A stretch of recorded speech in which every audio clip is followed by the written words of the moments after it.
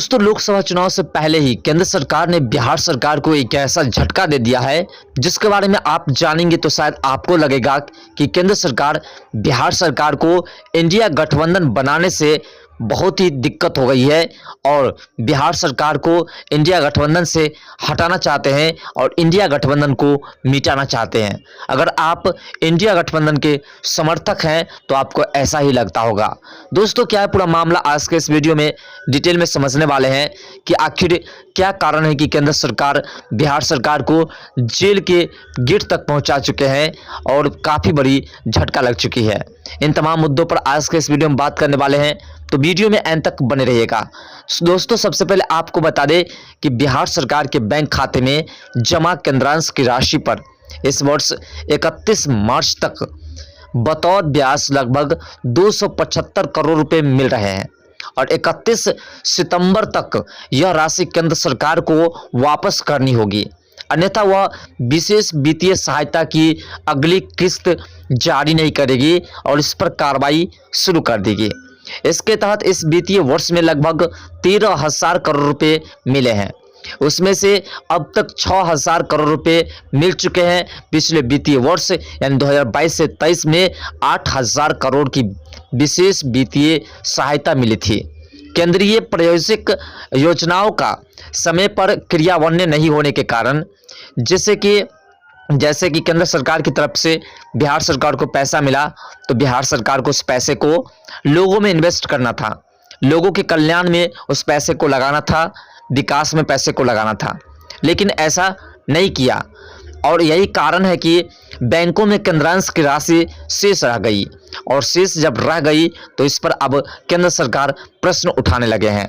ब्याज उसी पर अर्जित है और विधि, कृषि, समाज कल्याण, पिछड़ा व अति पिछड़ा वर्ग कल्याण और भवन निर्माण व लघु जल संसाधन विभाग आदि के बैंक खाते में केंद्रांश पर ब्याज अर्जित हुआ है। यानी कि इन तमाम जगहों पर केंद्र सरकार ने जो बिहार सरकार को पैसा दिया था वह पैसा अटका हुआ है और लोगों के बीच वह पैसा नहीं पहुंचा। अब एक प्रश्न लोगों के मन में उठते रहते हैं कि केंद्र सरकार पैसे ही नहीं देते हैं बिहार सरकार को विकास करने के लिए, तो आप सोचिए कि इतने पैसे केंद्र सरकार की तरफ से बिहार सरकार को मिलते थे लोगों का कल्याण करने के लिए, बिहार में रोजगार लाने के लिए, बिहार के पिछड़े हुए वर्ग को उजागर करने के लिए, साथ बिहार की गति को वृद्धि करने के लिए, लेकिन कुछ किए नहीं बल्कि उन पैसों को इन्वेस्ट कर कुछ पैसे को खुद में इन्वेस्ट किए और इलेक्शन में इन्वेस्ट कर रहे हैं और साथ जो भी पैसे बचे हुए हैं उस पैसे को बैंक में रखे हुए हैं। केंद्र का कहना है कि यह राशि विकास और कल्याणकारी योजनाओं पर खर्च के लिए दी गई थी। चूंकि राशि केंद्र की दी हुई है लिहाजा ब्याज पर उसी का हक बनता है। केंद्र से मिले इस आशय के पत्र के बाद वित्त विभाग ने राशि की गणना कर ली है जो भारत के संचित कोष में जमा करा दी जाएगी। ब्याज की राशि को केंद्र ने विशेष वित्तीय सहायता और सीएसएस से जोड़ दिया है। अगर समय से यह राशि भारत के संचित कोष में जमा नहीं कराई जाती है तो सीएसएस और वित्तीय सहायता की अगली किस्त नहीं मिलेगी और अभी सीएमएस में प्रति वर्ष औसतन 20,000 करोड़ रुपए मिल रहे हैं और साथ अगर उसे वापस नहीं की गई तो कार्रवाई भी होगी और इसके तहत बिहार सरकार को जेल भी जानी पड़ सकती है। साथ घोटाला का आरोप भी लग सकता है, तरह तरह के आरोप लग सकते हैं। साथ केंद्र प्रायोजित योजनाओं के लिए राज्य सरकार भी अपना अनुदान करती है। राज्य सरकार प्रायः यह शिकायत कर रही है कि उसकी इच्छा और आवश्यकता के विरुद्ध ऊपर से योजनाएं पोत दी जाती है और जिसके कारण उन योजनाओं के क्रिया बनने के लिए राज्य अंश के रूप में राज्य पर अतिरिक्त आर्थिक बोझ बढ़ जाता है, जबकि उसके लिए विकास व कल्याण के दूसरे काम महत्वपूर्ण होते हैं। यानी कि दोस्तों बिहार सरकार को जो पैसा मिलता है बिहार सरकार का कहना है कि वो पैसा जबरदस्ती देता है विकास के नाम पर। तो दोस्तों यहाँ प्रश्न ये बनता है कि एक तो किसी राज्य को पैसा जल्द मिलता नहीं है और बिहार को विकास करने के लिए पैसा मिलता है तो सरकार का कहना है, बिहार सरकार का कहना है कि वो पैसा हम पर थोप दिया जाता है जिससे कि वह बोझ में दबे रहे।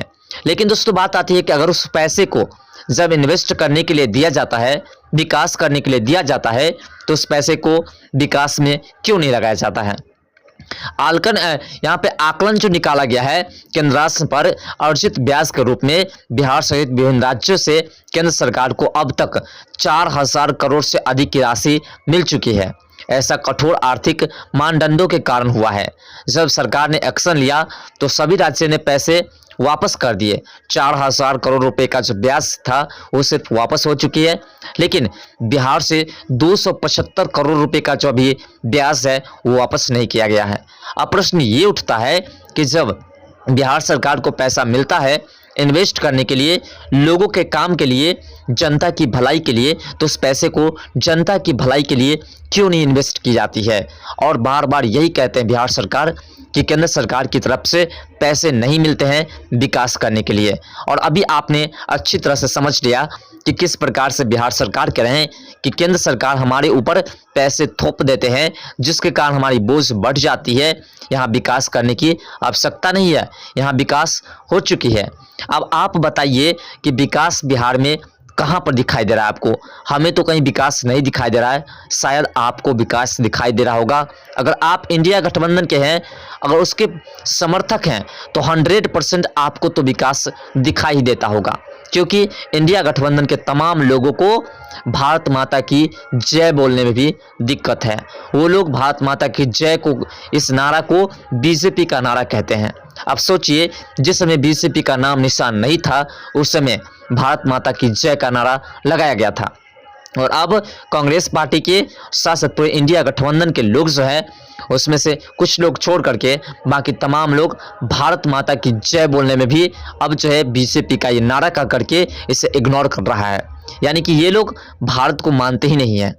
तो आप सोचिए कि ऐसे ऐसे लोग देश को विकास की ओर कैसे ले जा सकते हैं। अब दोस्तों यहाँ बात ये था कि क्या इंडिया गठबंधन जो नाम दिया गया है इससे केंद्र सरकार को दिक्कत है। तो दोस्तों इस पर भी थोड़ी सी टिप्पणी करके आपको डिटेल में समझाने का प्रयास करें कि केंद्र सरकार इस पर किसी प्रकार की कोई दिक्कत का सामना नहीं कर रही है और वह इस पर किसी प्रकार की आपत्ति भी नहीं जता रही है। केंद्र सरकार इंडिया, सिर्फ भारत का जो अंग्रेज द्वारा दिया गया नाम है इंडिया, उसे हटाया जा रहा है। और इंडिया गठबंधन के लोगों को लग रहा है कि जब से हमने अपने गठबंधन का नाम इंडिया रखा है तब से केंद्र सरकार उसे हटाने के पीछे लग चुके हैं, हमारे इस गठबंधन के पीछे लग चुके हैं। अब सोचिए दोस्तों कि जब आप किसी के पीछे पड़ोगे तो वो भी तो आपके पीछे पड़ेंगे ही, और ऐसा ही आज हो रहा है। आप देखेंगे जब भी किसी भी इंडिया गठबंधन के एक लोग की भाषण आप सुनेंगे या किसी से मीडिया के थ्रू आप बात करते देखेंगे तो आपको सिर्फ वही बातें सुनाई देगा कि जितने भी कार्य हैं वो भारत माता की जय का नारा हो या फिर जनगण मन भी कह दीजिए, जो भी है वो तमाम इंडिया गठबंधन के लोगों का कहना है कि वह बीजेपी का है और इसको हम नहीं बोल सकते हैं। इसको बोलने का मतलब देशद्रोही। अब आप सोचिए कि देश का नाम लेना भी देशद्रोही हो जाता है। फिलहाल इन तमाम बातों पर आपका क्या विचार है, आप क्या सोचते हैं, कमेंट सेक्शन में अपना राय जरूर दीजिएगा। तो दोस्तों मिलते हैं तब तक के लिए नेक्स्ट वीडियो में। बाय, जय हिंद, जय भारत, जय बिहार, जय मिथिला।